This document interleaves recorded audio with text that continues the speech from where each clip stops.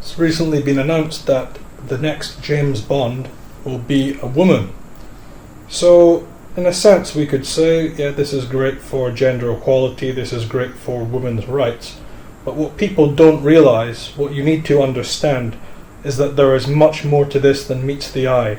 This is not just all sunshine and rainbows. There's a very sinister undertone to all of this. James Bond has been the men that other men look up to for over 50 years. James Bond is the hero to many young men aspiring to be more mature, learning how to be a man. James Bond is the archetypal idea of what traditionally a man was regarded or thought to be. But more than this, James Bond is the highest or the elite of the elite within the British Army, within British intelligence. He is Britain's number one soldier. He is the international face, the international representation, the personification of the British Army. So to change James Bond from being a man into a woman is making a very big statement. It's making a statement that the British Army and Britain itself has been conquered by an invading force from the inside, that it has been taken over in the inside. James Bond itself, of course, is a spy movie about covert psychological operations, about intelligence operations, about fighting from the inside, not from the outside. So to change James Bond into a woman in this very same sense is to make a very big statement internationally that Britain is now under the control of a foreign power. I will get into that later. If you still don't believe me, we can move on to a real life example of something similar to this happening, the case of Bradley Manning. So Bradley Manning was obviously a soldier who worked in American intelligence in Iraq.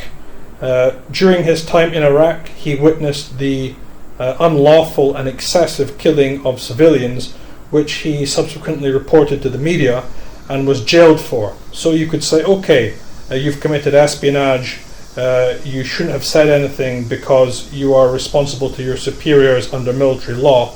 However, what Bradley Manning has done in a non-legal but an ethical sense, he has exposed the murder of hundreds, if not thousands, of innocent civilians. So I don't think anybody would disrespect this. I don't think anybody would call Bradley Manning a coward. Bradley Manning, again, is probably a real-life example where James Bond is fictional. Bradley Manning is a real-life example of a man's man. Okay, he wasn't a football player or a boxer or something like that, but he was someone who exhibited great bravery to put himself on the line to expose the truth, because he would have known that he would have been imprisoned and severely chastised for doing this. Subsequently, Bradley Manning, during his time in incarceration, declared that he wanted to become a woman. So, okay, some evidence came out saying, he had talked about becoming a woman with his friend before, something like this. But, we're dealing with the army here. These are professionals. Everything that comes out of, army intelligence needs to be taken with a pinch of salt. So if they say that he wanted to become a woman before, I'm very skeptical about that. So again, we have another example of a man's man, someone standing up for something, someone exhibiting traits of masculinity, classical traits of masculinity, being emasculated and turned into a woman. James Bond in real life, in fiction, Bradley Manning becoming Chelsea Manning in real life. Last of all, we also have Bruce Jenner. So Bruce Jenner, the American decathlete, famous for his participation in the 1976 Olympics, winning gold, I believe. So Bruce Jenner, again, the archetypal man, the man's man.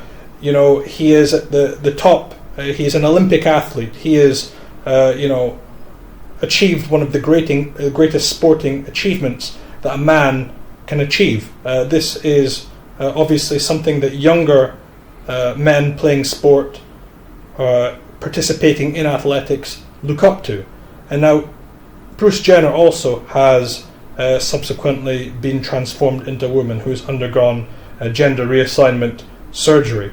So you could look at all of these cases in isolation and say, yeah, nothing suspicious at all here, nothing sinister here. These are all just, very, very, very manly men who've just randomly decided to become women. Or if you have half a brain, you can put the pieces of the puzzle together and realize that this is sending out a signal. This is sending out a signal to everybody that traditional forms of masculinity are under attack, and that if you are in any way a representative of traditional forms of masculinity, you will face punishment also, because the people who control society are trying to change society, and in order to change society, you must start by weakening men, which was the beginning of the feminist movement, and then by destroying men and the idea of gender altogether.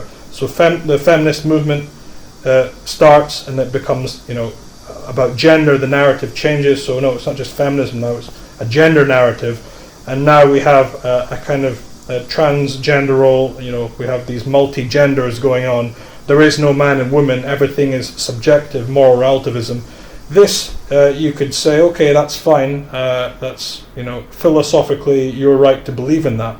But from a political and from a military point of view, if you think like a military tactician, this is the way in which you go about destroying a society.